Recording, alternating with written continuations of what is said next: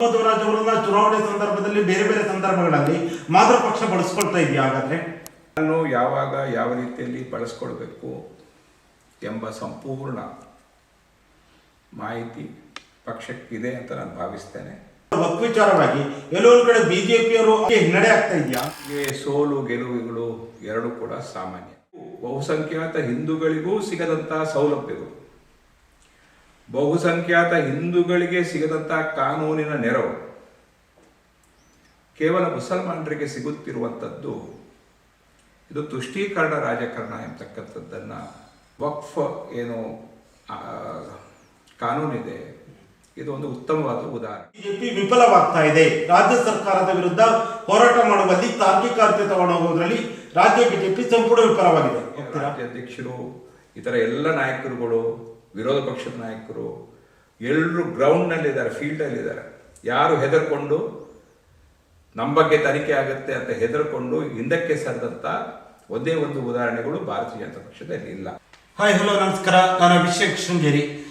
ಇವತ್ತಿನ ಈ ಒಂದು ಸಂದರ್ಶನದಲ್ಲಿ ಪ್ರಮುಖವಾಗಿ ರಾಜ್ಯದಲ್ಲಿ ಆಗ್ತಿರುವಂತಹ ಬೆಳವಣಿಗೆಗಳಾಗಿರ್ಬೋದು, ಹಾಗೆ ಏನು ಕಸ್ತೂರಂಗನ್ ವರದಿ ವಿಚಾರ ಆಗಿರ್ಬೋದು, ಹಿಂದೂಗಳ ಏನು ಬಾಂಗ್ಲಾದೇಶದಲ್ಲಿ ಹಿಂದೂಗಳ ಮೇಲೆ ಆಗ್ತಿರುವಂತಹ ದೌರ್ಜನ್ಯ ಆಗಿರ್ಬೋದು, ಹಾಗೆ ಹಲವಾರು ವಿಚಾರಗಳ ಕುರಿತಾಗಿ ಮಾತನಾಡಲು ನಮ್ಮ ಜೊತೆ ಏನು ಬಿಜೆಪಿಯ ರಾಜ್ಯ ಮುಖಂಡರು, ಹಾಗೆಯೇ ಕರ್ನಾಟಕ ರಾಜ್ಯ ಸರ್ಕಾರದ ಮಾಜಿ ಸಚಿವರು, ಮಾಜಿ ಶಾಸಕರಾಗಿರುವಂತಹ ಶ್ರೀಯುತ ಉಡುಪಿಯ ಪ್ರಮೋದ್ ಮಧ್ವರಾಜ್ ನಮ್ಮ ಜೊತೆ ಇದ್ದಾರೆ. ಸರ್, ಕಾರ್ಯಕ್ರಮಕ್ಕೆ ಆತ್ಮೀಯ ಸ್ವಾಗತ.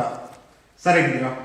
ಚೆನ್ನಾಗಿದೆ ಸರ್. ಪ್ರಮುಖವಾಗಿ ಪ್ರಮೋದ್ ಮಧ್ವರಾಜ್ ಅವರು ಬಿಜೆಪಿಗೆ ಬಂದ ನಂತರ ಫಸ್ಟ್ಗೆ ಪ್ರಮೋದ್ ಮಧ್ವರಾಜ್ ಅವರು ಎಲ್ಲ ಒಂದು ಕಡೆ ಉಡುಪಿಗೆ ಮಾತ್ರ ಸೀಮಿತವಾಗಿದ್ದ ಒಂದು ಮಾತು. ಆದರೆ ಬಿಜೆಪಿಗೆ ಬಂದ ನಂತರ ಪ್ರಮೋದ್ ಮಧ್ವರಾಜ್ ಅವರು ರಾಜ್ಯದ ಬೇರೆ ಬೇರೆ ಜಿಲ್ಲೆಗಳಿಗೆ ಹೋಗ್ತಾ ಇದ್ದೀರಾ, ಪ್ರವಾಸಗಳನ್ನ ಮಾಡ್ತಾ ಇದ್ದೀರಾ, ಪಕ್ಷದ ನಿಮ್ಮದೇ ರೀತಿಯಲ್ಲಿ ಪಕ್ಷ ಸಂಘಟನೆ ಮಾಡ್ತಾ ಇದ್ದೀರಾ. ಹೇಗಿದೆ ಬಿಜೆಪಿಗೆ ಬಂದೀಗ 3 ವರ್ಷಗಳು ಕಳೆದಿರುವಂಥದ್ದು, ಬಿಜೆಪಿಗೆ ಬಂದು ಈಗ ಪ್ರಮೋದ್ ಮಧ್ವರಾಜ್ ಅವರು ಅತ್ಯಂತ ಸಕ್ರಿಯರಾಗಿರುವಂಥದ್ದು, ಯಾವ ರೀತಿಯಾಗಿ ನಿಮ್ಮ ಪಕ್ಷ ಸಂಘಟನೆ ನಡೀತಾ ಇದೆ? ಪಕ್ಷದಲ್ಲಿ ಯಾವುದಾದ್ರೂ ಒಂದು ಜವಾಬ್ದಾರಿ ಎಂಬುದು ನನಗಿಲ್ಲ. ಆದರೆ ಪಕ್ಷ ನನ್ನನ್ನು ಎಲ್ಲೆಲ್ಲಿ ಯಾವ ಕೆಲಸಕ್ಕೆ ಸೂಚನೆ ಕೊಡುತ್ತೆ, ವಿಶೇಷವಾಗಿ ಚುನಾವಣಾ ಸಂದರ್ಭದಲ್ಲಿ ನಾನು ಆ ಸೂಚನೆಗಳನ್ನು ಚಾಚು ತಪ್ಪದೆ ಅನುಷ್ಠಾನ ಮಾಡ್ತಾ ಇದ್ದೇನೆ. ಅಂದ್ರೆ ಎಲ್ಲೋ ಒಂದು ಕಡೆ ನೋಡಿ, ಪ್ರಮೋದ್ ಮಧ್ವರಾಜ್ ಅವರಿಗೆ ಯಾವುದೇ ಜವಾಬ್ದಾರಿಯನ್ನು ನೀಡದೆ, ಯಾವುದೇ ಅಧಿಕಾರವನ್ನು ನೀಡದೆ, ಕೇವಲ ಪ್ರಮೋದ್ ಮಧ್ವರಾಜ್ ಅವರನ್ನ ಚುನಾವಣೆ ಸಂದರ್ಭದಲ್ಲಿ ಬೇರೆ ಬೇರೆ ಸಂದರ್ಭಗಳಲ್ಲಿ ಮಾದರಿ ಪಕ್ಷ ಬಳಸ್ಕೊಳ್ತಾ ಇದೆಯಾ? ಹಾಗಾದ್ರೆ ಈವರೆಗೆ ಹಾಗೆ ಆಗ್ತಾ ಇದೆ. ಏನಾದ್ರೂ ನಿರೀಕ್ಷೆ ಇದೆಯಾ ಮುಂದಿನ ದಿನಗಳಲ್ಲಿ ಸಿಗುವ, ಅಥವಾ ಏನಾದ್ರೂ ನಿರೀಕ್ಷೆ ಇದೆಯಾ? ಪಕ್ಷಕ್ಕೆ ಬಿಟ್ಟ ವಿಚಾರ. ಅನೇಕ ಪ್ರಮೋದ್ ಮಧ್ವರಾಜ್ ನೋಡಿದ್ರೆ, ಮಾತು ನೋಡ್ತಾ ಇದ್ರೆ ಸ್ವಲ್ಪ ಬೇಸರ ಇದೆಯಾ ಅಂತ ಪಕ್ಷದ ಮೇಲೆ? ನನ್ನ ಮುಖದಲ್ಲಿ ನಗು ಕಾಣಲಿಲ್ವ ನಿಮಗೆ? ಅಲ್ಲ, ಮಾತಾಕ್ ಒಂದು ಸ್ವಲ್ಪ ಕಡಿಮೆ ಕಾಣ್ತಾ ಇದೆಯಲ್ಲ, ಮಾತಾಕ್ ಒಂದು ಸ್ವಲ್ಪ ಕಡಿಮೆ ಕಾಣ್ತಾ ಇದೆಯಲ್ಲ ಅಂತ. ಬೇಸರ ಏನಿಲ್ಲ. ಯಾರನ್ನು ಯಾವಾಗ ಯಾವ ರೀತಿಯಲ್ಲಿ ಬಳಸ್ಕೊಳ್ಬೇಕು ಎಂಬ ಸಂಪೂರ್ಣ ಮಾಹಿತಿ ಪಕ್ಷಕ್ಕಿದೆ ಅಂತ ನಾನು ಭಾವಿಸ್ತೇನೆ.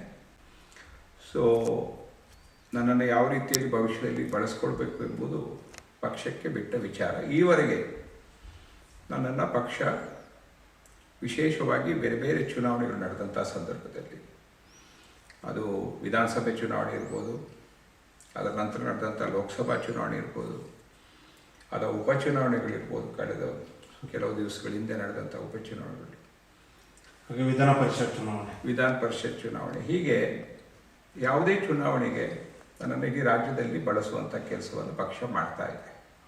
ಪ್ರಮೋದ್ ಮಧ್ವರಾಜ್ ಈಗ ಪಕ್ಷ ಅಂತ ಬಂದಾಗ ರಾಜ್ಯ ಬಿಜೆಪಿಯಲ್ಲಿ 2 ಬಣಗಳಾಗಿರೋದು ನಾವು ಗಮನಿಸ್ತಾ ಇದ್ದೇವೆ. ಒಬ್ಬರು ಏನು ಮಾಜಿ ಸಚಿವರು ಹಾಗೂ ಅತ್ಯಂತ ಹಿರಿಯ ನಾಯಕರು ಯತ್ನಾಳ್ ಹಾಗೂ ಬಿಜೆಪಿಯ ರಾಜ್ಯಾಧ್ಯಕ್ಷರಾಗಿರುವಂತಹ ವಿಜೇಂದ್ರ ನಡುವಿನ ಒಂದೇನು ಮಾತಾಗಿರ್ಬೋದು, ವೈಯಕ್ತಿಕ ಒಂದು ಮುನಿಸುಗಳಾಗಿರ್ಬೋದು, ಹೇಳಿಕೆಗಳು, ಮಾಧ್ಯಮದ ಮುಂದೆ ಬಂದು ಕೊಡ್ತಿರುವಂಥ ಹೇಳಿಕೆಗಳಾಗಿರ್ಬೋದು, ಡೆಲ್ಲಿಯಿಂದ ಯತ್ನಾಳ್ಗೆ ಬಂದಿರುವಂಥ ನೋಟಿಸ್ಗಳಾಗಿರ್ಬೋದು, ಎಲ್ಲ ವಿಚಾರ ನೋಡಿದ್ರೆ ರಾಜ್ಯ ಬಿಜೆಪಿ ಒಡೆದೋಗ್ತಾ ಇದೆಯಾ ಅಂತ. ಈಗ ಒಂದು ಕುಟುಂಬ ಇರ್ಬೋದು, ಒಂದು ಸಂಘ ಇರ್ಬೋದು, ಸಂಸ್ಥೆ ಇರ್ಬೋದು, ಯಾವುದೇ ಒಂದು ರಾಜಕೀಯ ಪಕ್ಷ ಇರ್ಬೋದು, ಎಲ್ಲೂ ಕೂಡ ನಮಗೆ ಕನಿಷ್ಠ 2 ಗುಂಪುಗಳು ಅಥವಾ ಅದಕ್ಕಿಂತ ಹೆಚ್ಚು ಗುಂಪುಗಳು ಇರ್ತದೆ. ಇದು ಸ್ವಾಭಾವಿಕವಾಗಿ ಎಲ್ಲಿ ಮನುಷ್ಯರಿದ್ದಾರೆ ಅಲ್ಲಿ ಗುಂಪುಗಳು ಆಗುವಂಥದ್ದು ಸ್ವಾಭಾವಿಕ. ಅದು ಯಾವುದೋ ಒಂದು ಸಣ್ಣ ಯುವಕ ಮಂಡಳದಲ್ಲಿ ಗುಂಪುಗಾರಿಕೆ ಇರುತ್ತೆ, ಯಾವುದೋ ಒಂದು ಮನೆಯೊಳಗೆ ಒಂದೇ ತಾಯಿಯ ಮಕ್ಕಳ ಮಧ್ಯೆ ಗುಂಪುಗಾರಿಕೆ ಇರುತ್ತೆ. ಸೊ ಇದು ರಾಜಕೀಯ ಪಕ್ಷದಲ್ಲಿ ಅಂತೂ ಇದು ಸಾಮಾನ್ಯ. ರಾಜಕೀಯ ಪಕ್ಷದಲ್ಲಿ ಇದು ಸಾಮಾನ್ಯ. ಯಾವುದೇ ರಾಜಕೀಯ ಪಕ್ಷಕ್ಕೆ ಗುಂಪುಗಳಿಲ್ಲದಂತ ರಾಜಕೀಯ ಪಕ್ಷಗಳನ್ನ ನೀವು ಇಡೀ ಭಾರತ ದೇಶದಲ್ಲಿ ಹುಡುಕಲಿಕ್ಕೆ ಸಾಧ್ಯ ಇಲ್ಲ. ಅಲ್ಲ, ನೀವು ಹೇಳಿದ್ರೆ ಗುಂಪುಗಳು ರಾಜಕೀಯದಲ್ಲಿ ಇದ್ದೇ ಇರುತ್ತೆ. 2012-13 ಕೂಡ ಇದೇ ರೀತಿ ಗುಂಪುಗಳಾಗಿ ಬಿಜೆಪಿ 3 ಪಕ್ಷವಾಗಿ ಹೋಳಾಗಿತ್ತು. ಒಂದ್ ಕಡೆ ಬಿಜೆಪಿ, ಒಂದ್ ಕಡೆ ಕೆಜೆಪಿ, ಇನ್ನೊಂದ್ ಕಡೆ BSF ಕಾಂಗ್ರೆಸ್ ಆಗಿ ಅದೇ ಪರಿಸ್ಥಿತಿ ಪುನಃ ಬಂದ ಕಷ್ಟ ಅಲ್ವಾ ಅಂತ ನನ್ನ ಅಭಿಪ್ರಾಯದಂತೆ ಪಕ್ಷ ಒಡೆಯುವ ಮಟ್ಟಕ್ಕೆ ಹೋಗ್ಲಿಕ್ಕೆ ಪಕ್ಷದ ಹೈಕಮಾಂಡ್ ವರಿಷ್ಠರು ಅವಕಾಶ ಕೊಡಲಾರರು. ಈಗಾಗಲೇ ಬೇಕಾದಂಥ ಕ್ರಮಗಳನ್ನು ತೆಗೆದುಕೊಳ್ಳುವಂಥ ಪ್ರಕ್ರಿಯೆ ಪ್ರಾರಂಭ ಆಗಿರುವುದರಿಂದ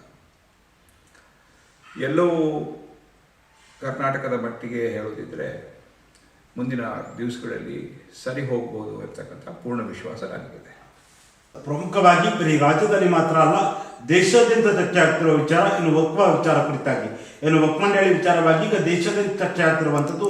ಕೆಲವೊಂದು ರಾಜ್ಯಗಳು ತಮ್ಮದೇ ಆದ ನಿಲುವುಗಳನ್ನ ತೆಗೆದುಕೊಳ್ತಾ ಇದೆ. ಕರ್ನಾಟಕದಲ್ಲೂ ಕೂಡ ವಕ್ಫ್ ವಿಚಾರವಾಗಿ ಎಲ್ಲೋ ಒಂದು ಕಡೆ ಬಿಜೆಪಿಯವರು ಆ ವಕ್ಫ್ ವಿಚಾರವನ್ನೇನು ಉಪಚುನಾವಣೆಯಲ್ಲಿ ಬಳಸ್ಕೊಂಡು ಉಪಚುನಾವಣೆಯಲ್ಲಿ ಆ ವಿಚಾರವನ್ನು ಹೆಚ್ಚಿಗೆ ಚರ್ಚೆಗೆ ತಂದ್ರಾದ್ರೆ ಎಲ್ಲೋ ಒಂದು ಕಡೆ ಇದು ಬಿಜೆಪಿಗೆ ಹಿನ್ನಡೆ ಆಗ್ತಾ ಇದೆಯಾ ಅಂತ. ಬಿಜೆಪಿ ಸಿದ್ಧಾಂತವನ್ನು ನಂಬಿಕೊಂಡಿರ್ತಕ್ಕಂಥ ಪಕ್ಷ. ಬಿಜೆಪಿಗೆ ಸೋಲು ಗೆಲುವುಗಳು ಎರಡೂ ಕೂಡ ಸಾಮಾನ್ಯ. ಇವತ್ತು ಬಿಜೆಪಿಯ ಸಿದ್ಧಾಂತ ಏನು ಅಂದರೆ, ಈ ದೇಶದಲ್ಲಿರ್ತಕ್ಕಂಥ ಪ್ರತಿಯೊಂದು ವರ್ಗ, ಅದು ಹಿಂದೂಗಳಿರ್ಬೋದು, ಮುಸ್ಲಿಂ ಇರ್ಬೋದು, ಕ್ರಿಶ್ಚಿಯನ್ ಇರ್ಬೋದು, ಪಾರ್ಸಿ ಇರ್ಬೋದು, ಬುದ್ಧಿಸ್ಟ್ ಇರ್ಬೋದು, ಸಿಖ್ಖರಿರ್ಬೋದು, ಸಮಾನವಾಗಿ ಅವರನ್ನು ನೋಡ್ಕೊಳ್ಬೇಕು ಅಂತಕ್ಕಂಥದ್ದು ಬಿಜೆಪಿಯ ತತ್ವ. ಇಲ್ಲಿ ಯಾವುದೋ ಒಂದು ರೀತಿಯಲ್ಲಿ ತುಷ್ಟೀಕರಣ ಆಗ್ತಾ ಇದ್ರೆ,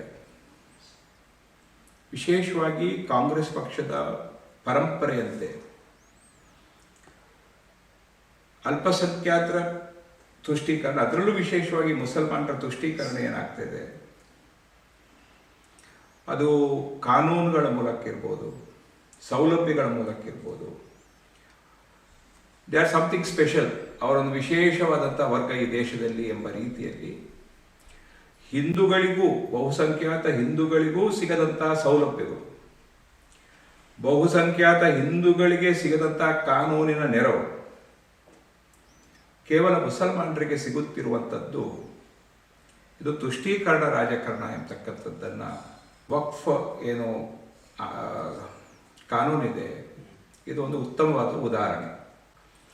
ಸೊ ಕೇಂದ್ರ ಸರ್ಕಾರ ಈ ಬಗ್ಗೆ ವಕ್ಫಿನಲ್ಲಿರ್ತಕ್ಕಂಥ ಏನೋ ಕೆಲವು ಸರ್ವಾಧಿಕಾರಿ ಕಾನೂನುಗಳಿದೆ, ಅಡಕವಾಗಿದೆ. ಅಂತಹ ಸರ್ವಾಧಿಕಾರಿ ಕಾನೂನುಗಳಿಗೆ ವಕ್ಫ್ ಕಾನೂನಿನ ಒಳಗೆ ಅಂಕುಶವನ್ನು ಹಾಕ್ತಕ್ಕಂಥ ಅಗತ್ಯ ಭಾರತೀಯ ಜನತಾ ಪಕ್ಷಕ್ಕೆ ಕಂಡಂಥ ರೀತಿಯಲ್ಲಿ ಆ ಬಗ್ಗೆ ಇವತ್ತು ಹೋರಾಟಗಳು ನಡೀತಾ ಇದೆ. ಪಾರ್ಲಿಮೆಂಟರಿ ಕಮಿಟಿ ಕೂಡ ಅದರ ಬಗ್ಗೆ ವಿಮರ್ಶೆ ಮಾಡ್ತಿದೆ. ಅತಿ ಶೀಘ್ರದಲ್ಲಿ ಅದಕ್ಕೆ ಲೋಕಸಭೆ ಮತ್ತು ರಾಜ್ಯಸಭೆಯಲ್ಲಿ ಬೇಕಾದಂಥ ಮಾರ್ಪಾಡುಗಳನ್ನು ಮಾಡುವಂಥ, ಈ ದೇಶದ ನೆಲದ ಕಾನೂನು ಎಲ್ಲರಿಗೂ ಸಮಾನ ಎಂಬ ರೀತಿಯಲ್ಲಿ, ಒಂದು ರೀತಿಯಲ್ಲಿ ಇಡೀ ದೇಶಕ್ಕೆ ಅಂಗೀಕಾರವಾಗುವಂಥ ರೀತಿಯಲ್ಲಿ ವಕ್ಫ್ ಕಾನೂನನ್ನು ಬದಲಾವಣೆ ಮಾಡತಕ್ಕಂಥ ಪ್ರಕ್ರಿಯೆ ಪ್ರಾರಂಭ ಆಗಿದೆ. ಅದರ ಸೈಡ್ ಎಫೆಕ್ಟ್ಸ್ ಏನಿದೆ ಅದು ಈಗ ಗೋಚರಕ್ಕೆ ಬರ್ತಾ ಇದೆ.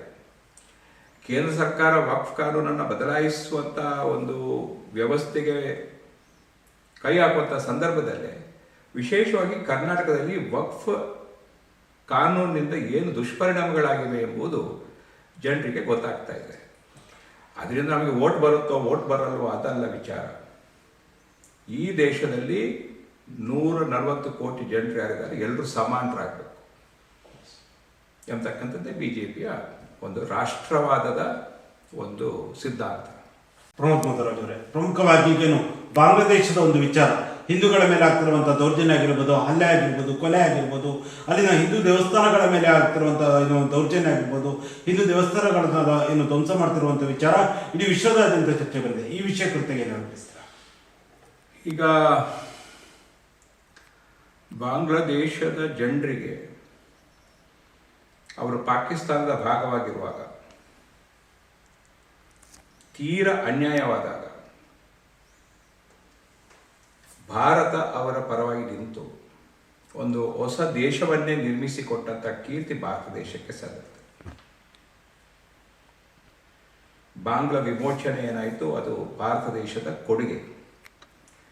ಸೊ ಭಾರತ ದೇಶ ಯಾವ ಒಂದು ಬಾಂಗ್ಲಾದೇಶವನ್ನು ಸೃಷ್ಟಿ ಮಾಡಿತ್ತೋ ಅಂತಹ ಭಾರತ ದೇಶದಲ್ಲಿ ಬಹುಸಂಖ್ಯಾತರಾಗಿರ್ತಕ್ಕಂಥ ಹಿಂದೂಗಳು ಅಲ್ಲಿ ಅಲ್ಪಸಂಖ್ಯಾತರಾಗಿದ್ದಂತಹ ಸಂದರ್ಭದಲ್ಲಿ ಅಲ್ಲಿಯ ಬಹುಸಂಖ್ಯಾತ ಮುಸಲ್ಮಾನರು ಹಿಂದೂಗಳನ್ನು ನಡೆಸಿಕೊಳ್ಳುವಂಥ ಒಂದು ರೀತಿ ನೀತಿ ಏನಿದೆ, ಇದು ಅಕ್ಷಮ್ಯ ಅಪರಾಧ.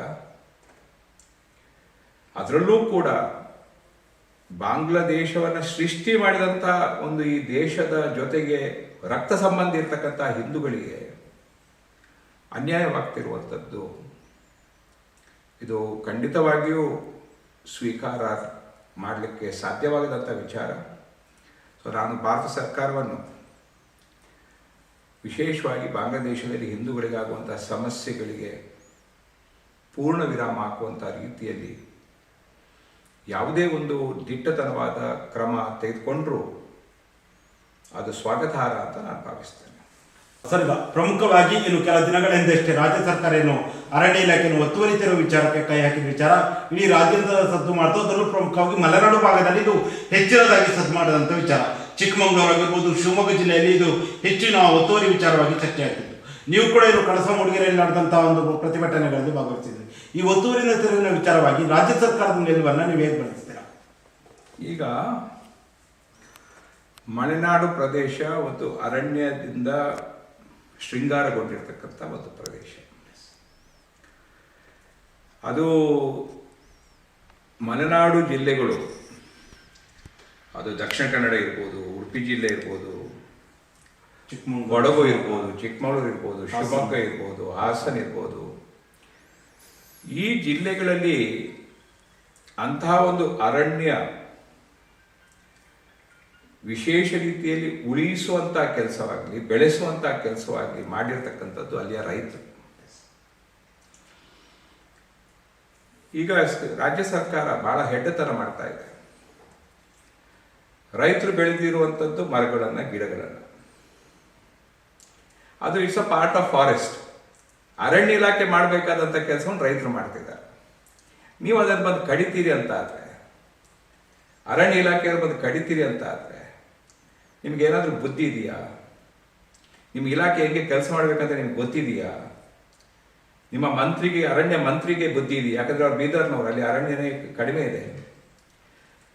ಇಂಥ ಪ್ರಶ್ನೆಗಳು ಬಂದಾಗ ಅರಣ್ಯ ಇಲಾಖೆಯ ಕೆಲಸವನ್ನು ರೈತರು ಮಾಡ್ತಿದ್ದಾರೆ.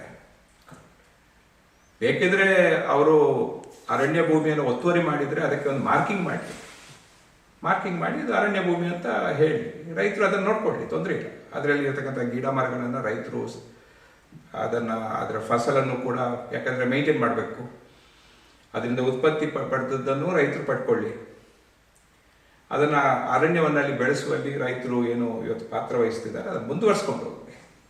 ನಿಮಗೆ ಭೂಮಿಗೆ ಎಷ್ಟು ನಿಮ್ಮ ಹಕ್ಕು ಇದೆ ಅಂತ ಹೇಳಿದರೆ ಅದಕ್ಕೆ ಒಂದು ಮಾರ್ಕಿಂಗ್ ಮಾಡಿ, ಡಿಮಾರ್ಕೇಟ್ ಮಾಡಿ, ಅವ್ರಿಗೆ ಯಾವುದೇ ರೀತಿಯ ತೊಂದರೆ ಕೊಡಬಾರದು, ಯಥಾಸ್ಥಿತಿ ಕಾಪಾಡಿಕೊಂಡು ಬರಬೇಕು. ಮುಂದಿನ ದಿವಸಗಳಲ್ಲಿ ಎಲ್ಲಾದರೂ ಒಂದು ದಿವಸ ಸರ್ಕಾರಗಳು, ಸುಪ್ರೀಂ ಕೋರ್ಟ್ಗಳು ಈ ಒತ್ತುವರಿ ಬಗ್ಗೆ ಏನು ಬರಬೇಕು, ಏನು ಮಾಡಬೇಕು ಅಂತ ಮುಂದಿನ ದಿವಸಗಳಲ್ಲಿ ತೀರ್ಮಾನ ಮಾಡುವವರೆಗೆ ಈ ಮರಗಳನ್ನು, ಗಿಡಗಳನ್ನು, ಅವ್ರು ಮಾಡಿದಂಥ ಕೃಷಿಯನ್ನು ನಾಶ ಮಾಡೋದಿದೆಯಲ್ಲ, ಇದು ಇಷ್ಟು ಒಂದು ಕೆಟ್ಟ, ಅದು ಯಾವುದೇ ಪಕ್ಷ ಸರ್ಕಾರ ಮಾಡಲಿ, ಇದಕ್ಕಿಂತ ಕೆಟ್ಟತನ ಬೇರೆ ಇರ್ಲಿಕ್ಕಿಲ್ಲ ಅಂತ ನಾನು ಭಾವಿಸ್ತೇನೆ.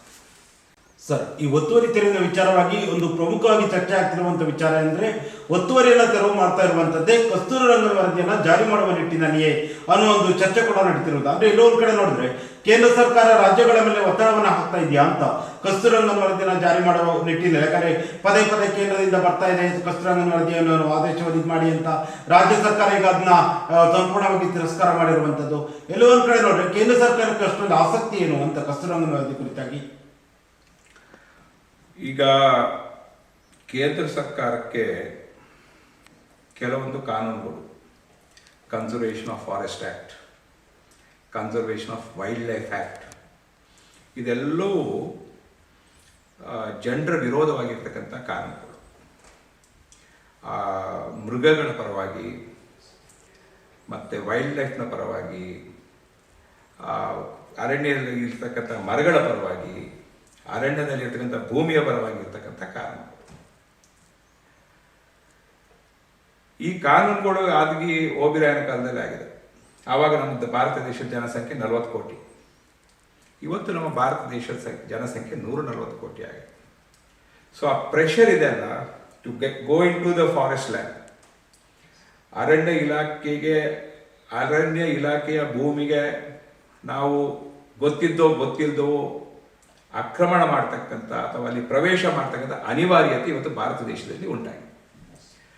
ಬಿಕಾಸ್ ನನಗೆ ಲೆಕ್ಕ ತಿಳಿದ ಪ್ರಕಾರ ಭಾರತ ದೇಶದ ಭೌಗೋಳಿಕ ಏನು ಭೂಮಿ ಇದೆ ಅದರಲ್ಲಿ 35% ಅರಣ್ಯ ಅಂತ ಇದೆ, 65% ನಾನ್ ಫಾರೆಸ್ಟ್ ಇದೆ.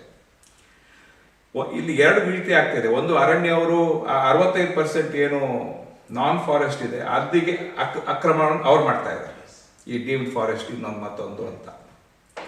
ಇನ್ನೊಂದು ಕಡೆಯಲ್ಲಿ ರೈತರು ಅನಿವಾರ್ಯವಾಗಿ ಫಾರೆಸ್ಟ್ ಲ್ಯಾಂಡಿಗೆ ಆಕ್ರಮಣ ಪ್ರವೇಶ. ಎರಡೂ ಕಡೆಯಿಂದ ಫಾರೆಸ್ಟ್ ಇಲಾಖೆಯಿಂದ ರೈತರ ಭೂಮಿ, ರೈತರ ಜಾಗಕ್ಕೆ ಮತ್ತು ರೈತರು ಫಾರೆಸ್ಟಿಗೆ ಒಂದು ಅಕ್ರಮವಾಗಿ ಪ್ರವೇಶ ಮಾಡುವಂಥ ಒಂದು ಸನ್ನಿವೇಶ ಈ ದೇಶದಲ್ಲಿ ಉಂಟಾಗಿದೆ. ಸೊ ಇವತ್ತು ಆ ಕಾನೂನುಗಳನ್ನು ಜನರ ಪರವಾಗಿ ಮಾರ್ಪಾಡು ಮಾಡ್ತಕ್ಕಂಥ ಒಂದು ವ್ಯವಸ್ಥೆ ಆಗಬೇಕಾಗಿದೆ. ಆದರೆ ಅದಕ್ಕೆ ಪರಿಸರವಾದಿಗಳು ಅವಕಾಶ ಕೊಡೋದಿಲ್ಲ. ಆದರೆ ಪರಿಸರವಾದಿಗಳು ಯಾರು ಕಾಡಿನ ಬುಡದಲ್ಲಿ ವಾಸ ಮಾಡೋದಿಲ್ಲ. ಅವರಿಗೆ ನಗರದಲ್ಲಿ ಕೂತ್ಕೊಂಡು ಅವ್ರ ಕಾಂಪೌಂಡಲ್ಲಿ ಒಂದು ಮರನೂ ಇರಲ್ಲ, ಆದರೆ ಅವರು ಮರ ಗಿಡಗಳ ಬಗ್ಗೆ ಬಹಳ ಭಾಷಣ ಮಾಡ್ತಾರೆ. ಸೊ ಇಂಥ ಒಂದು ಸನ್ನಿವೇಶದಲ್ಲಿ ಸುಪ್ರೀಂ ಕೋರ್ಟ್, ಸರ್ಕಾರ ಎಲ್ಲರೂ ಸೇರಿ ಆ ಕಾನೂನುಗಳು ಆ ದಿವಸಕ್ಕಿದ್ದಂಥ ಕಾನೂನು ಮತ್ತು ಈ ದಿವಸಕ್ಕಿರುವಂಥ ಪರಿಸ್ಥಿತಿಯನ್ನು ಅನುಗುಣವಾಗಿ ತಿದ್ದುಪಡಿ ಮಾಡ್ತಕ್ಕಂಥ ಅವಶ್ಯಕತೆ ಇದೆ ಅಂತ ನಾನು ಭಾವಿಸ್ತೇನೆ. ಸೊ ಈ ಕಸ್ತೂರಿ ರಂಗನ್ ರಿಪೋರ್ಟು ಮತ್ತೊಂದು ಆ ಕಾನೂನುಗಳನ್ನು ಆಧರಿಸಿ ಬಂದಿರತಕ್ಕಂಥ ರಿಪೋರ್ಟ್ಗಳು. ಸೊ ಕಾನೂನು ಇರುವಾಗ ಸರ್ಕಾರಕ್ಕೆ ಏನು ಮಾಡೋದು, ಅದು ಅನಿವಾರ್ಯ ಆಗುತ್ತೆ. ಕಾನೂನನ್ನು ಅನುಷ್ಠಾನ ಮಾಡಲಿಕ್ಕಿರೋದು ಸರ್ಕಾರ, ಅನುಷ್ಠಾನ ಮಾಡದೇ ಇದ್ದರೆ ಅದನ್ನು ಪ್ರಶ್ನಿಸ್ಲಿಕ್ಕಿರೋದೇ ಕೋರ್ಟ್ಗಳು.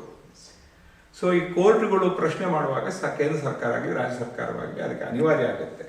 ಸೊ ನನ್ನ ಒಂದು ಅಭಿಪ್ರಾಯದಲ್ಲಿ ಈ ವೈಲ್ಡ್ ಲೈಫ್ ಕನ್ಸರ್ವೇಷನ್ ಆ್ಯಕ್ಟ್ ಮತ್ತು ಫಾರೆಸ್ಟ್ ಕನ್ಸರ್ವೇಷನ್ ಆ್ಯಕ್ಟ್ ಏನಿದೆ ಅದನ್ನು ಇವತ್ತಿನ ಸ್ಥಿತಿಗತಿಗೆ ರೈತರ ಪರವಾಗಿ ಈಗ ಮೃಗ ಮತ್ತು ರೈತನ ಮಧ್ಯೆ ಸಂಘರ್ಷ ಬಂದಾಗ ಕಾನೂನುಗಳು ಮೃಗದ ಪರವಾಗಿದೆ.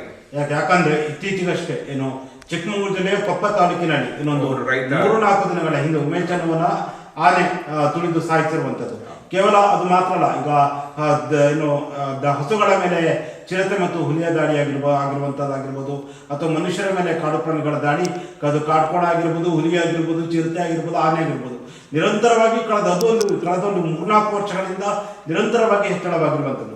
ಎಲ್ಲೋ ಒಂದು ಕಡೆ ನೋಡಿದ್ರೆ ನಾವು ಪುನಃ ಒಂದು 45 ವರ್ಷಗಳ ಹಿಂದಕ್ಕೆ ಅಥವಾ ಒಂದು ಭಾವನೆ ಬರ್ತಾ ಇದೆ. ಅಂದ್ರೆ ಎಲ್ಲೋ ಒಂದು ಕಡೆ ಈಗ ಪುನಃ ಒಂದು ಕಡೆ ಅರಣ್ಯ ಇಲಾಖೆ ಹಾಗೂ ಏನು ಸಾರ್ವಜನಿಕರ ನಡುವಿನ ಸಂಘರ್ಷ ಆಗ್ತಾ ಇದೆ, ಅದ್ರ ಜೊತೆಗೆ ಈಗ ಪ್ರಾಣಿ ಹಾಗೂ ಮನುಷ್ಯರ ನಡುವಿನ ಸಂಘರ್ಷ ನಡೀತಾ ಇದೆಯಾ ಅಂತ. ಅಲ್ಲ, ಅದು ಸ್ವಾಭಾವಿಕವಾಗಿ ನಡೀತಾ ಇದೆ. ಈಗ ಪ್ರಾಣಿಗಳು ಕೂಡ ಕಾಡಿನಲ್ಲಿ ಅದಕ್ಕೆ ಆಹಾರ ಸಿಗದಿರುವುದಕ್ಕೆ ಇಲ್ಲಿಗೆ ಬರೋದು. ಸೊ ಪ್ರಾಣಿಗಳ ಒಂದು ಯಾಕೆ ನಾಡಿಗೆ ಬರ್ತಾ ಇದೆ ಅನ್ಬೋದು ಪ್ರಶ್ನೆಯೂ ಕೂಡ ಇದೆ. ಮತ್ತೆ ಪ್ರಾಣಿ ಮತ್ತು ಮನುಷ್ಯನ ಮಧ್ಯೆ ಸಂಘರ್ಷ ಉಂಟಾದಾಗ ಕಾನೂನು ಸಂಪೂರ್ಣವಾಗಿ ಪ್ರಾಣಿಯ ಪರವಾಗಿದೆ. ಈಗ ಇವರು ಸೆಲ್ಫ್ ಡಿಫೆನ್ಸ್ಗೆ ಏನೋ ಶೂಟ್ ಮಾಡಿದರೆ ಕೊಂದರೆ ಇವ್ರ ಮೇಲೆ ಭಾಳ ಅದು ಈ ಮನುಷ್ಯರನ್ನು ಕೊಂದರೂ ಅಷ್ಟು ದೊಡ್ಡ ಕಾನೂನಿಲ್ಲ, ಪ್ರಾಣಿಗಳನ್ನು ಕೊಂದರೆ ಅದಕ್ಕಿಂತ ದೊಡ್ಡ ರೀತಿಯ ಒಂದು ಕಾನೂನು ಅವನನ್ನು ಕಾಡ್ತಾ ಇರುತ್ತೆ. ಸೊ ಹಾಗಾಗಿ ನಾನು ಇದಕ್ಕೆ ಹೇಳಿದ್ದು, ಈಗಿನ ಪರಿಸ್ಥಿತಿಗೆ ಅನುಗುಣವಾಗಿ ಎಲ್ಲರೂ ಕೂತ್ಕೊಂಡು, ಸರ್ವ ಪಕ್ಷದವರು ಕೂತ್ಕೊಂಡು, ಈ ಕಠೋರವಾದ ಭಯಾನಕವಾದ ವಕ್ಫ್ಗೆ ಇರುವಂಥ ಕಾನೂನು ಥರನೇ ಅರಣ್ಯ ಇಲಾಖೆ ಕೂಡ ಅಂಥದ್ದೇ ಕಠೋರವಾದ ಕಾನೂನು. ಆ ಕಾನೂನುಗಳನ್ನು ಸಡಿಲಿಸುವಂಥ ಕೆಲಸ ಆಗಬೇಕು ಅಂತ ನನ್ನ ಆಗ್ರಹ. ಸರ್, ಪ್ರಮುಖವಾಗಿ ಈಗ ರಾಜ್ಯ ಸರ್ಕಾರದ ಮೇಲೆ ಹಲವಾರು ಆರೋಪಗಳಿದೆ. ಅದು ಮೂಡ ಹಗರಣ ಆಗಿರ್ಬೋದು, ವಾಲ್ಮೀಕಿ ಹಗರಣ ಆಗಿರ್ಬೋದು, ಇನ್ನೊಂದು ಕಡೆ ಒಪ್ಪಂದ ವಿವಾದ, ಹಲವಾರು ವಿಚಾರಗಳಿದೆ. ಬಿಜೆಪಿಯವರು ಒಂದಂತಲ್ಲಿ ಆ ವಿಚಾರವನ್ನು ಕೈಗೆತ್ತಿಕೊಳ್ತಾರೆ, ಪಾದಯಾತ್ರೆ ಮಾಡ್ತಾರೆ, ಪ್ರತಿಭಟನೆ ಮಾಡ್ತಾರೆ. ಆದರೆ ಎಲ್ಲೋ ಒಂದು ಕಡೆ ಎಲ್ಲವನ್ನೂ ಕೂಡ ಒಂದು ತಾರ್ಕಿಕ ಅಂತ್ಯ ತಗೊಂಡು ಹೋಗುವುದರಲ್ಲಿ ರಾಜ್ಯ ಬಿಜೆಪಿ ವಿಫಲವಾಗ್ತಾ ಇದೆ. ರಾಜ್ಯ ಸರ್ಕಾರದ ವಿರುದ್ಧ ಹೋರಾಟ ಮಾಡುವಲ್ಲಿ ತಾರ್ಕಿಕ ಅಂತ್ಯ ತಗೊಂಡು ಹೋಗುವುದರಲ್ಲಿ ರಾಜ್ಯ ಬಿಜೆಪಿ ಸಂಪೂರ್ಣ ವಿಫಲವಾಗಿದೆ. ಹೋಗ್ತೀರಾ? ಈ ಎಲ್ಲ ಹಗರಣಗಳ ಬಗ್ಗೆ ಕಳೆದ 1 ವರ್ಷದಿಂದ ಸತತವಾಗಿ ಭಾರತೀಯ ಜನತಾ ಪಕ್ಷ ಮಾಡಿರ್ತಕ್ಕಂಥ ಹೋರಾಟಗಳು ಕರ್ನಾಟಕದ ಇತಿಹಾಸದಲ್ಲಿ ಯಾವುದೇ ವಿರೋಧ ಪಕ್ಷ ಮಾಡಿರಲಿಕ್ಕಿಲ್ಲ ಅಂತ ನಾನು ಭಾವಿಸ್ತೇನೆ. ನಂಬರ್ 1. ತಾರ್ಕಿಕ ಹಂತ ತಲುಪಿಸ್ಬೇಕಾದ್ರೆ ಅದು ಪಕ್ಷ ತಲುಪಿಸೋದಲ್ಲ, ಕೋರ್ಟ್ಗಳು ತಲುಪಿಸ್ಬೇಕು. ಅದು ಕೋರ್ಟ್ನ ಮುಂದೆ ಇರತಕ್ಕಂಥ ವಿಚಾರ. ಮತ್ತು ಕೋರ್ಟ್ನಲ್ಲಿ ತಕ್ಷಣಕ್ಕೆ ಎಲ್ಲ ಆದೇಶಗಳು ಬರೋದಿಲ್ಲ. So there is a process. ಈಗ ಉದಾಹರಣೆಗೆ ಮೂಡದ ಬಗ್ಗೆ ಇರಲಿ ಅಥವಾ ವಾಲ್ಮೀಕಿ ಇರಲಿ, ಅದಕ್ಕೆ ಎನ್ಕ್ವೈರಿ ಆಗ್ತದೆ. ED ಅವರ ಎನ್ಕ್ವೈರಿ ಇದೆ, ಬೇರೆ ಲೋಕಾಯುಕ್ತ ಎನ್ಕ್ವೈರಿ ಇದೆ, ಬೇರೆ ಬೇರೆ ಎನ್ಕ್ವೈರಿ ಇದೆ. ಕೊನೆಗೆ ಅಪರಾಧ ಆಗಿದೆಯೋ ಇಲ್ಲವೋ ಅಂತ ಉಚ್ಚಾರ ಮಾಡುವಂತ ಅಧಿಕಾರ ಯಾರಿಗಾದ್ರೂ ಇದ್ರೆ ಅದು ಕೋರ್ಟಿಗೆ ಮಾತ್ರ. ಅಲ್ಲ, ಅದು ಅಧಿಕಾರ ಇರುವಂತದ್ದು ಕೋರ್ಟ್ಗೆ ಹೋಗ್ತೀನಿ. ಆದ್ರೆ ಎಲ್ಲೋ ಒಂದ್ ಕಡೆ ಮೂಡ ಹಗರಣ ಬಂದಾಗ, ವಾಲ್ಮೀಕಿ ಹಗರಣ ಬಂದಾಗ ಆಗಿರ್ಬೋದು, ವಿಚಾರ ಬಂದಾಗ ಕಾಂಗ್ರೆಸ್ ಮಂತ್ರಿಗಳು, ಅಲ್ಲಿನ ಮುಖ್ಯಮಂತ್ರಿಗಳು, ಉಪಮುಖ್ಯಮಂತ್ರಿಗಳು ಬಿಜೆಪಿ ಇರೋದು ಬಿಚ್ಚಿಡ್ತೀವಿ ಅಂತ ಹೇಳಿದ ತಕ್ಷಣ ಬಿಜೆಪಿ ನಾಯಕರು ಯಾಕೆ ರಾಜ್ಯಾದ್ಯಂತ ಸೈಲೆಂಟ್ ಆಗ್ತಾರೆ? ಏನು ಕರೋನಾ ಹಗರಣವನ್ನು ಬಿಚ್ಚಿಡ್ತೀವಿ ಅಂತ ಹೇಳ್ತಾರೆ, ಏನೋ ಅಲ್ಲಂತ ಆರೋಗ್ಯ ಇಲಾಖೆಲಂತ ಹಗರಣವನ್ನು ಬಿಚ್ಚಿಡ್ತೀವಿ ಅಂತಾರೆ. ಆ ಹೇಳಿಕೆಗಳು ಬರ್ತಾ ಇದ್ದಾಗೆ ಬಿಜೆಪಿ ನಾಯಕರು ಯಾಕೆ ಸಂಪೂರ್ಣವಾಗಿ ರಾಜ್ಯಾದ್ಯಂತ ಸೈಲೆಂಟ್ ಆಗ್ತಾರೆ? ಈಗ ಬಿಜೆಪಿಯ ಪ್ರತಿಯೊಬ್ಬ ಮುಖಂಡ ಕೂಡ ಹೇಳಿದ್ದಾರೆ, ನೀವು ಏನು ತನಿಖೆ ಮಾಡಲಿಕ್ಕಿದ್ರು ತನಿಖೆ ಮಾಡಿರಿ, ನಾವು ಎದುರಿಸ್ಲಿಕ್ಕೆ ಸಿದ್ಧರಿದ್ದೇವೆ ಅಂತ ಹೇಳ್ತಿದ್ದಾರೆ. ನಂಬರ್ 1. ನಂಬರ್ 2, ಬಿಜೆಪಿ ಇವತ್ತಿಗೂ ಕೂಡ on the ground, BJP leader ಸಹಿತ, ಬಿಜೆಪಿಯ ರಾಜ್ಯಾಧ್ಯಕ್ಷರು, ಇತರ ಎಲ್ಲ ನಾಯಕರುಗಳು, ವಿರೋಧ ಪಕ್ಷದ ನಾಯಕರು ಎಲ್ಲರೂ ಗ್ರೌಂಡ್ನಲ್ಲಿದ್ದಾರೆ, ಫೀಲ್ಡಲ್ಲಿದ್ದಾರೆ. ಯಾರು ಹೆದರ್ಕೊಂಡು ನಮ್ಮ ಬಗ್ಗೆ ತನಿಖೆ ಆಗುತ್ತೆ ಅಂತ ಹೆದರ್ಕೊಂಡು ಹಿಂದಕ್ಕೆ ಸರಿದಂಥ ಒಂದೇ ಒಂದು ಉದಾಹರಣೆಗಳು ಭಾರತೀಯ ಜನತಾ ಪಕ್ಷದಲ್ಲಿ ಇಲ್ಲ. ಮತ್ತು ಓಪನ್ ಆಗಿ ಬಹಿರಂಗವಾಗಿ ಸವಾಲೊಡ್ಡಿದ್ದಾರೆ. ಏನು ತನಿಖೆ ಇದೆ ಅದನ್ನು ಮಾಡ್ರಿ, ನಾವು ಅದನ್ನು ಎದುರಿಸಲಿಕ್ಕೆ ಸಿದ್ಧರಿದ್ದೇವೆ ಅಂತಕ್ಕಂಥ ಸವಾಲನ್ನು ಕೂಡ ಒಡ್ಡಿದ್ದಾರೆ. ಸೊ ಅದು ಏನಾಗುತ್ತೆ ನೋಡೋಣ. ಸರ್, ಪ್ರಮುಖವಾಗಿ ಪ್ರಮೋದ್ ಮಧ್ವರಾಜ್ ಅಂತ ಬಂದಾಗ ಉಡುಪಿಯವರು, ನೀವು ರಾಜ್ಯದ ಹಿಂದೆ ಸಚಿವರಾಗಿ ಕೂಡ ಸೇರಿಸಿದ್ದೀರಿ. ಆದರೆ ಪ್ರಮೋದ್ ಮಧ್ವರಾಜ್ ಅವರಿಗೆ ಉಡುಪಿಯ ಮೇಲೆ ಎಷ್ಟು ಪ್ರೀತಿ ಇದೆಯೋ, ಕರಾವಳಿ ಭಾಗದ ಮೇಲೆ ಎಷ್ಟು ಪ್ರೀತಿ ಇದೆಯೋ ಅಷ್ಟೇ ಪ್ರೀತಿಯನ್ನು ಇತ್ತೀಚಿನ ದಿನಗಳಲ್ಲಿ ನಾವು ಮಲೆನಾಡಿನ ಭಾಗದಲ್ಲಿ ಕೂಡ ನೋಡ್ತಾ ಇದ್ದೀವಿ. ಮಲೆನಾಡಿನ ಯಾವುದೇ ಕಾರ್ಯಕ್ರಮಗಳಾಗಲಿ ಅಲ್ಲಿ ಪ್ರಮೋದ್ ಮಧ್ವರಾಜ್ ಅವರ ಒಂದು ಅದ್ಭುತ ಕೊಡುಗೆ ಇದ್ದೇ ಇರುತ್ತೆ. ಆ ಕಾರ್ಯಕ್ರಮದಲ್ಲಿ ಅತಿಥಿಯಾಗಿರ್ತಾರೆ. ಅದು ಚಿಕ್ಕಮಗಳೂರು ಜಿಲ್ಲೆಯಲ್ಲಿ ಹೆಚ್ಚಿನದಾಗಿ ಪ್ರಮೋದ್ ಮಧ್ವರಾಜ್ ಅವರು ಕಾಣಿಸ್ಕೊಳ್ತಾರೆ. ಅಲ್ಲಿನ ಸಾರ್ವಜನಿಕರು ಕೂಡ ಎಲ್ಲ ಕಾರ್ಯಕ್ರಮಗಳಿಗೂ ಕೂಡ ಪ್ರಮೋದ್ ಮಧ್ವರಾಜ್ ಅವರಿಗೆ ಆಹ್ವಾನವನ್ನು ಮಾಡ್ತಾರೆ. ಅದೇ ರೀತಿಯಲ್ಲಿ ನೀವು ಇಲ್ಲಿ ಚಿಕ್ಕಮಗಳೂರಿನಲ್ಲಿ ಶ್ರೀಕಂಠಪ್ಪ ಸರ್ಕಲ್ನ ಕೂಡ ಇತ್ತೀಚೆಗೆ ಉದ್ಘಾಟನೆಯನ್ನು ಕೂಡ ಮಾಡಿರುವಂಥದ್ದು. ಯಾಕೆ ಮಲೆನಾಡಿನ ಮೇಲೆ ಇಷ್ಟೊಂದು ಪ್ರೀತಿ ಯಾಕೆ ಪ್ರಮೋದ್ ಮಧ್ವರಾಜ್ ಅವರಿಗೆ? ನಾನು ಕಳೆದ ಲೋಕಸಭಾ ಚುನಾವಣೆಯಲ್ಲಿ ಉಡುಪಿ ಚಿಕ್ಕಮಗಳೂರು ಆಕಾಂಕ್ಷಿಯಾಗಿದ್ದೆ. ಸೊ ಸುಮಾರು ಚುನಾವಣೆಗಿಂತ ಪೂರ್ವಭಾವಿಯಾಗಿ ಸುಮಾರು 1 ವರ್ಷ ನಾನು ಪ್ರವಾಸ ಮಾಡಿದ್ದೆ. ಸೊ ಪ್ರವಾಸ ಮಾಡುವಾಗ ಜನರ ಸಂಪರ್ಕ ಆಗುತ್ತೆ. ಜನರ ಸಂಪರ್ಕ ಆದಾಗ ಅಲ್ಲಿಯ ಸಮಸ್ಯೆಗಳೇನು ಅಂತ ಗೊತ್ತಾಗುತ್ತೆ.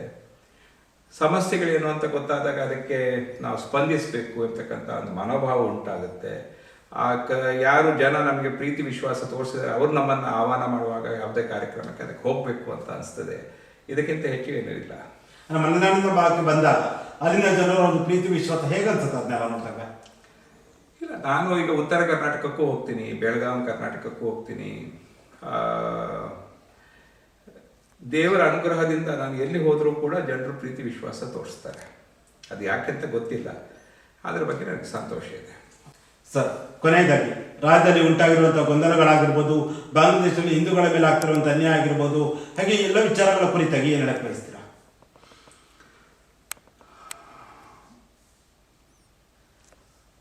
ಈ ಭಾರತ ದೇಶಕ್ಕೆ ಉತ್ತಮವಾದಂಥ ಭವಿಷ್ಯ ಇದೆ. ಅದರಲ್ಲೂ ಭಾರತ ದೇಶದಲ್ಲಿ ಕರ್ನಾಟಕಕ್ಕೆ ಉತ್ತಮವಾದ ಭವಿಷ್ಯ ಇದೆ. ಸೊ ನಾವು ಬಯಸೋದೇನೆಂದರೆ ನರೇಂದ್ರ ಮೋದಿ ನೇತೃತ್ವದ ಏನು ಸರ್ಕಾರ ಇದೆ, ಭಾರತ ದೇಶವನ್ನು ಇಡೀ ಪ್ರಪಂಚದಲ್ಲಿ ಉತ್ತುಂಗ ಶಿಖರಕ್ಕೆ ಏರಿಸುವಂಥ, ವಿಶ್ವಗುರು ಸ್ಥಾನಕ್ಕೆ ತಂದಿಡುವಂಥ ಮತ್ತು ಭಾರತೀಯರಿಗೆ ಅಥವಾ ಹಿಂದೂಗಳಿಗೆ ಪ್ರಪಂಚದ ಯಾವ ಮೂಲೆಯಲ್ಲೂ ಕೂಡ ಸಮಸ್ಯೆ ಆಗದಂತೆ ನೋಡಿಕೊಳ್ಳುವಂಥ ದೊಡ್ಡ ಜವಾಬ್ದಾರಿ ಭಾರತ ದೇಶಕ್ಕಿದೆ. ಮತ್ತು ಕರ್ನಾಟಕದ ಸರ್ಕಾರದ ಆಡಳಿತ ವ್ಯವಸ್ಥೆ ಇಷ್ಟರ ಮಟ್ಟಿಗೆ ಏನು ಕುಸಿದಿದೆ, ಅದನ್ನು ಸರಿದಾರಿಗೆ ತರುವಂಥ ಒಂದು ವ್ಯವಸ್ಥೆ ಮುಂದಿನ ದಿವಸಗಳಲ್ಲಿ ಕರ್ನಾಟಕದಲ್ಲೂ ಆಗಲಿ ಅಂತಕ್ಕಂಥ ಹಾರೈಕೆಯನ್ನು ಮಾಡ್ತೇವೆ. ಸರ್, ಇತ್ತೀಚೆಗೆ 3 ವಿಧಾನಸಭಾ ಕ್ಷೇತ್ರಗಳ ಉಪಚುನಾವಣೆ ನಡೆದಿರುವಂಥದ್ದು. ಉಪಚುನಾವಣೆಯಲ್ಲಿ ಬಿಜೆಪಿ ಜೆಡಿಎಸ್ ಮೈತ್ರಿ ಮಾಡ್ಕೊಂಡು ಹೋದ್ರು ಕೂಡ 3 ಕ್ಷೇತ್ರಗಳಲ್ಲೂ ಕೂಡ 10,000 ಖರ್ಚು ಮತಗಳ ಅಂತರದಲ್ಲಿ ಸೋಲನ್ನು ಕಂಡಿರುವಂಥದ್ದು. ಈ ಸೋಲು ಏನು 3 ವಿಧಾನಸಭಾ ಕ್ಷೇತ್ರಗಳು ಉಪಚುನಾವಣೆಯಲ್ಲಿ ಸೋಲು, ಮುಂದೆ ಬರ್ತಿರುವಂತಹ ಫೆಬ್ರವರಿ ತಿಂಗಳಲ್ಲಿ ಬರ್ತಿರುವಂತಹ ತಾಲೂಕು ಪಂಚಾಯತಿ, ಜಿಲ್ಲಾ ಪಂಚಾಯತಿ ಆಗಿರ್ಬೋದು, ಮುಂದೆ ಬರ್ತಿರುವಂತಹ ಸ್ಥಳೀಯ ಸಂಸ್ಥೆಗಳ ಚುನಾವಣೆ ಮೇಲೆ ಯಾವ ರೀತಿಯಾದ ಪರಿಣಾಮ ಬೀರುತ್ತೆ? ಇದೆಲ್ಲ ಒಂದು ಕಡೆ ಹಿನ್ನಡೆ ಆಗಲ್ವಾ ಬಿಜೆಪಿಗೆ? ಸಾಮಾನ್ಯವಾಗಿ ಉಪಚುನಾವಣೆಗಳು ನಡೆದಾಗ ಆಡಳಿತ ಪಕ್ಷದ ಪರವಾಗಿ ತೀರ್ಪು ಬರ್ತದೆ. ಉದಾಹರಣೆಗೆ ಬಿಜೆಪಿ ಅಧಿಕಾರದಲ್ಲಿದ್ದಂತಹ ಸಂದರ್ಭದಲ್ಲಿ ಸುಮಾರು 17 ಉಪಚುನಾವಣೆಗಳನ್ನು ಬಿಜೆಪಿ ಗೆದ್ದಿದೆ. So this is a pattern.